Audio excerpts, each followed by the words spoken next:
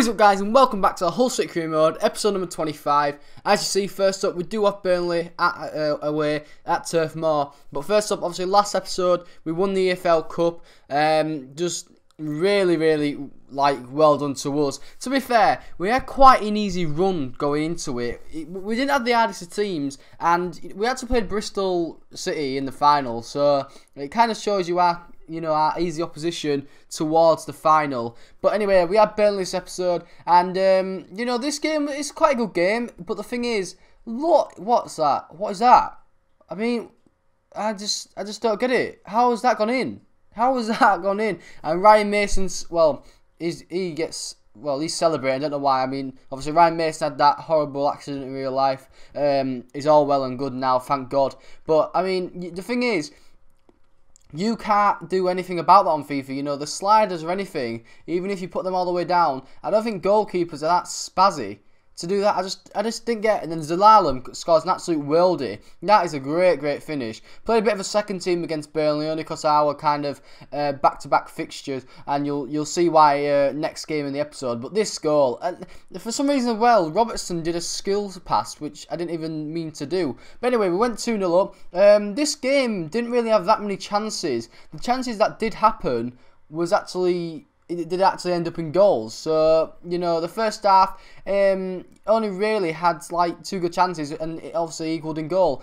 And then this one, as you see, Hendricks, who we nearly bought. If we didn't buy Ryan Mason in the summer, Hull City, we would have bought Jeff Hendricks. But anyway, he passes it to Defoe. Defoe does a good turn, and he finishes it off. So we made it 2-1 just after half time, and going into the second half. It was quite a good goal, to be fair. I maybe should have done better, but there again, that turn was just really good.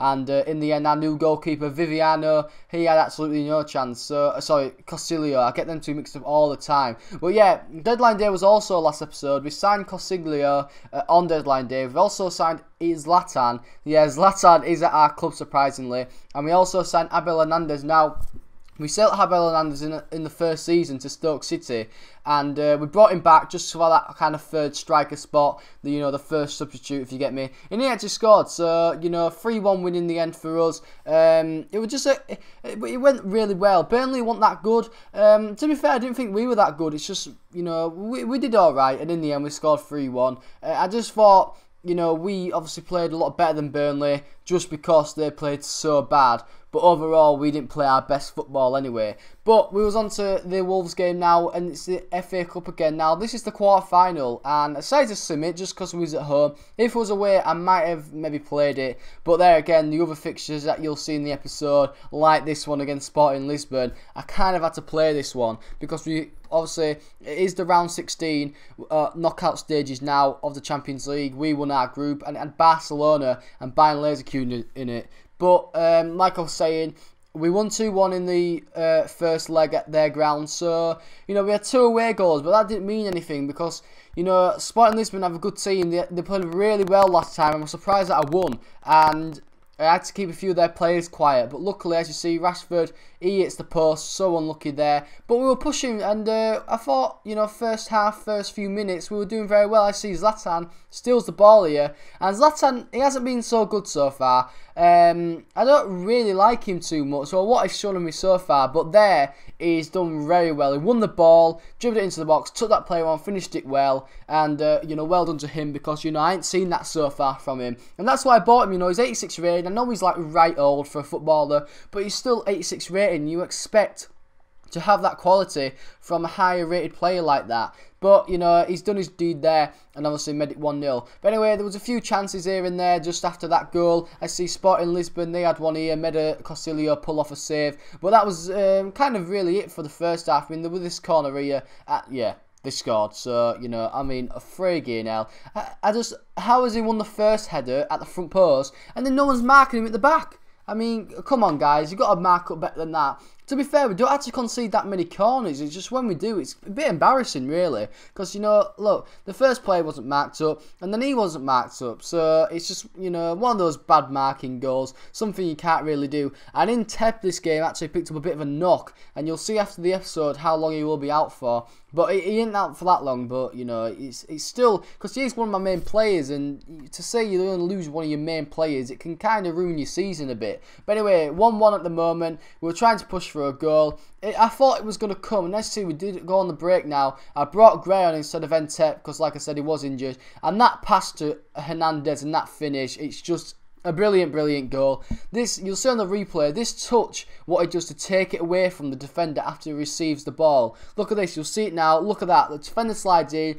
He just knocks it past him a slight bit, puts it onto his left, puts it past the goalkeeper. It's not Rui Patricio, it's another one, I think it's Neto actually.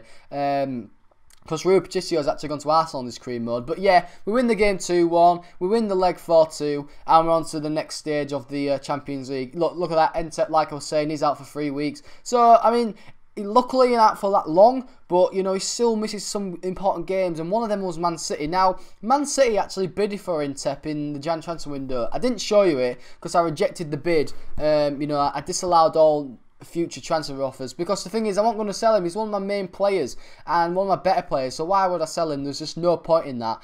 And they actually bid 45 million for him. Now you're probably thinking, well, you could have probably, you know, sold him for that and bought a few good players. The thing is, my goalkeeper, yeah, I needed a new one after selling Costil, and I got one. My back four have been superb this year. I've got Odebaggio and Robertson, who obviously started at Hull City when I started the career mode. They're up to 79s rated now. I've got Mbemba, who's an absolute beast. And then Koscielny, you know, he's leading the line very well as well. And then the two centre mids, Livermore and Delph, not the highest of ratings, but they're both bloody engines and great players. The only other kind of winger I'd want to upgrade is Jesse Lingard, only because he hasn't played that good this season. And then, obviously, I wasn't going to replace Rashford, and, you know, we bought Ibra. So, I didn't really see the point in selling Entep, because to want any other positions, I wanted to upgrade.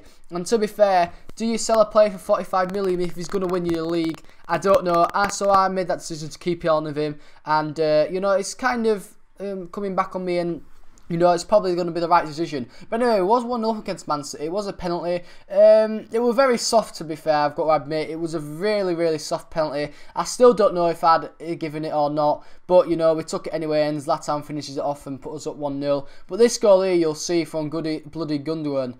I mean, what a finish that is. It's just top draw. It is really top draw. I don't think he could get it any more in the top corner. Costillo just had absolutely no chance. Look at this finish from him. It's outstanding, world class, and he got on back into the game and made it 1-1. So, you know, as you see, Gundogan not scored too many goals this season, only his second goal. But, you know, I mean, he's still a good player. But that's how the game was actually end. As you see, it's getting to the end of the game now. They had one more chance, but, you know, that was it. So, I'll take a draw away at the Etihad at Man City. You know, they are still a good team on this game, even though they're not doing that well in the league. Look, they're sitting in 5th.